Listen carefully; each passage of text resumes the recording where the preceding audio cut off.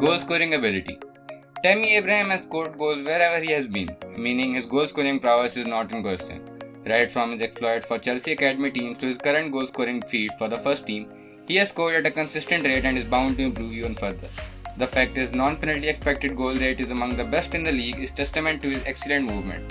His non-penalty XG of 13.4 is better than Salah, Aguero, Mane, Aubameyang and even the greatest player of the game, Lionel Messi. That shows that his movement helps him create plenty of precious chances. The variety in his goal catalogue is highly impressive too. He is capable of making runs off the shoulder of the last defender. He can occasionally beat defenders 1v1. His height allows him to beat defenders in the air and he is also capable of scoring scrappy goals. However, at this point in time, his finishing is not yet at a world-class level. He is yet to develop the blasted shot and often prefers to place his shots rather than beat the goalie for power. His movement allows him to find pockets of space in the box and hence score, but he is still prone to missing easy chances. Furthermore, his shots are disproportionately dominated by a strong foot, with only 12% of his shots coming with his weak foot. He is yet to score in the Premier League using his left. While 13 goals on paper sound like a middling total, it is worth remembering that none of them have been penalties and he has spent best part of the second half of the season injured after a freak collision with the advertisement hoarding. Despite his drawbacks, he is among the best Premier League goal scorers in his age group and is ready to become even better with few minor improvements. Keeping everything in mind, we gave him a rating of 8.5. Abraham's skill set largely suits the requirements of Lampard's system. He leads the team press diligently and does a good job associating with teammates. He takes very few touches when compared to other strikers in this study, with most of these touches coming within the box. This is a clear indication of how he prefers to play, with his predominant focus being on scoring and contributing to the final touches of teams' attacking play. Abraham is also not a frequent mover with the ball, ranking low in this study when it comes to dribbling and ball carrying ability. This is a trait that matches other tall forwards such as Dominic Calvert-Lewin. Instead, he prefers to receive the ball and then immediately lay it off to his teammates. It must be noted that his one-touch technique is not yet fully polished, especially in tight spaces. But this is an attribute that players develop with time and practice. Similarly, his ability to receive the ball in attacking areas is also an aspect of the game where he can improve.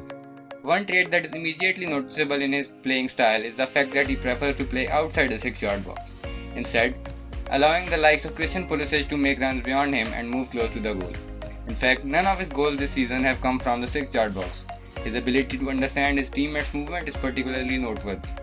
With the burgeoning relationship between him, Pulisic and Mason Mount, well placed to yield Chelsea plenty of goals in the years to come. However, his decision-making while given time on the ball is not at a level Lampard will desire just yet, with his eagerness to score potentially costing the team a few counter-attacking opportunities. Abraham is listed 1.91 meter tall, and for his height, he has encouraging speed that allows him to beat defenders in a foot race. His burst over the first few yards is also highly encouraging. However, for a striker as tall as he is, his strength is not exceptional. Many of his aerial duels are won on the basis of his height and not his strength or leaping ability. While he is currently in a respectable 60 percentile range when it comes to aerial duels, he is capable of reaching 80 percentile range given his height. He is also often pushed off the ball by stronger, more experienced centre backs and he finds himself struggling to sell fouls. This is of course an attribute that can be corrected with time and effort.